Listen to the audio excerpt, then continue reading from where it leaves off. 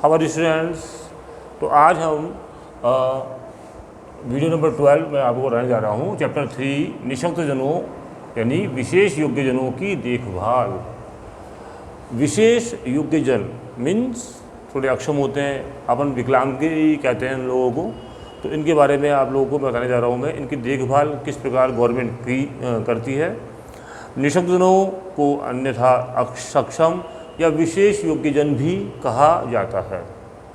अन्यथा सक्षम लोग केवल इसलिए अक्षम नहीं होते हैं कि वे शारीरिक या मानसिक रूप से बाधित होते हैं, लेकिन इसलिए भी अक्षम होते हैं कि समाज कुछ इस रीति से बना है कि वह उनकी आवश्यकताओं को पूर्ण नहीं करता।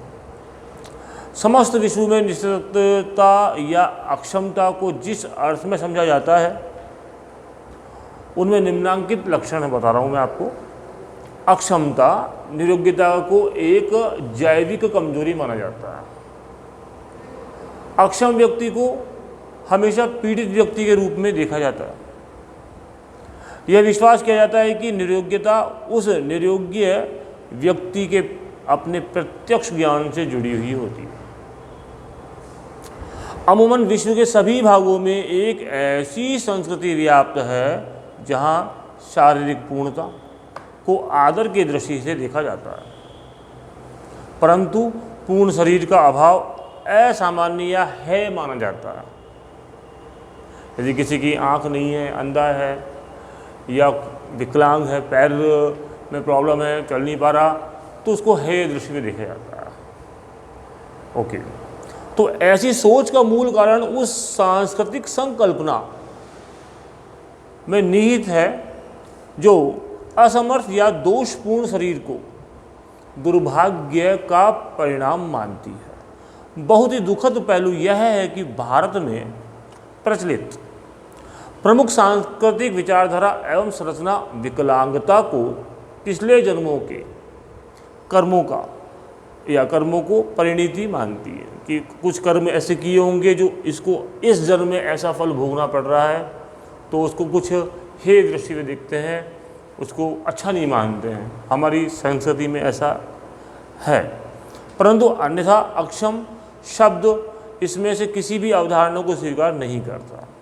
निःशक्त जन, विकलांग जन समान अवसर, अधिकार, संरक्षण और पूर्ण भागीदारी अधिनियम 1995 की धारा 2 न, जिसे विकलांग जन अधिनियम 1995 के रूप में भी जाना जाता है, निःशक्त जन को ऐसे व्यक्ति के रूप में परिभाषित करता है जो किसी चिकित्सा प्राधिकारी द्वारा यथा प्रमाणित किसी विकलांगता से न्यूनतम 40% पीड़ित है।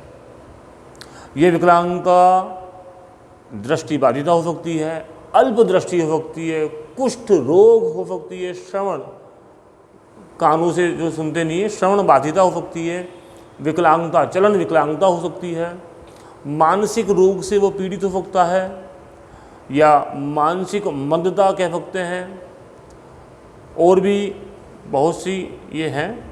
इनको आप लोग पेज नंबर 46 पर देख सकते हैं। वर्ष 2011 की जनगणना के अनुसार भारत में 2.68 करोड़ विशेष योग्यजन है, जो कि कुल जनसंख्या का 2.21% है।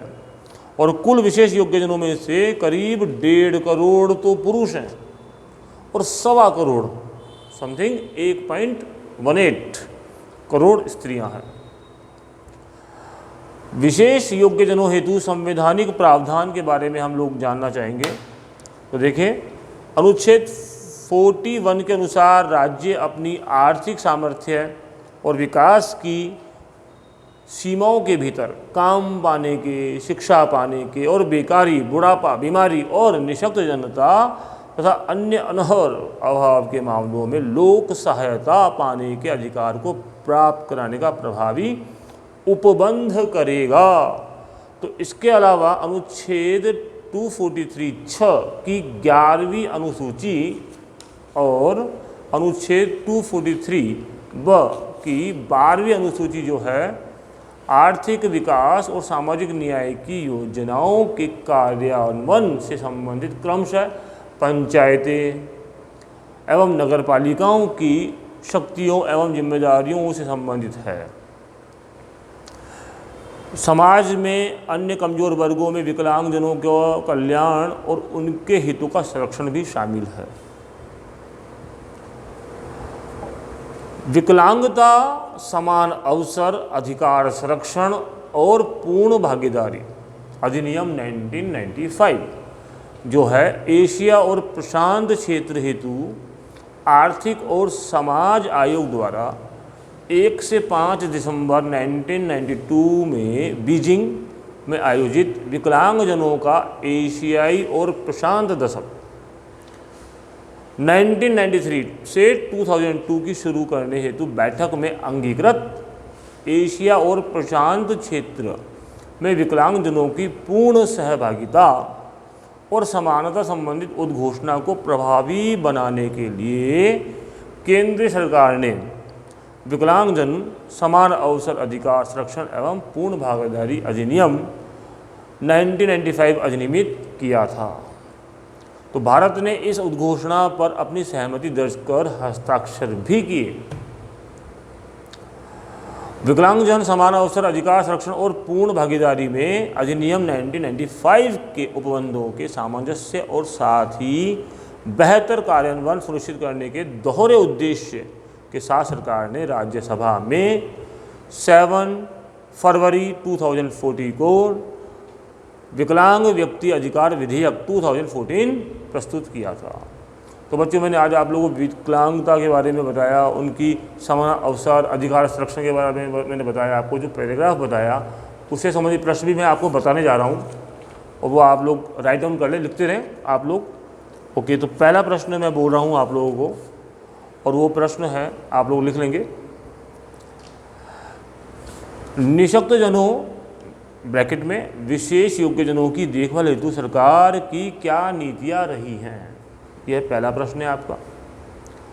दूसरा प्रश्न लिखेंगे आप और वो है निःशक्तजन अधिनियम 1995 की धारा 9 में निःशक्तजनों की क्या परिभाषा दी गई है। तीसरा प्रश्न लिखेंगे, वर्ष 2011 की जनगणना के अनुसार भारत में कुल निःशक्तजनों यानी विशेष योग्यजनों की कितनी जनसंख्या है। ये सब कुछ मैंने इस पैराग्राफ में आपको समझाया था। अगर आप लोगों ने ध्यान से देखा हो, सुना होगा, आपको समझ में आ गया होगा। नहीं समझ में आता है तो आप स्कूल में आकर मेरे से डिस्कस कर सकते हैं, बात कर सकते हैं। और जो वर्क मैंने दिया है 3 क्वेश्चंस, वो आपको कॉपी में राइट डाउन करना है। आज वेडनेसडे है, सैटरडे तक कॉपी आप लोग यहाँ जमा कराएंगे, देन आफ्टर वेडनेसडे को आपको कॉपी दे दी जाएगी। Okay, thank you.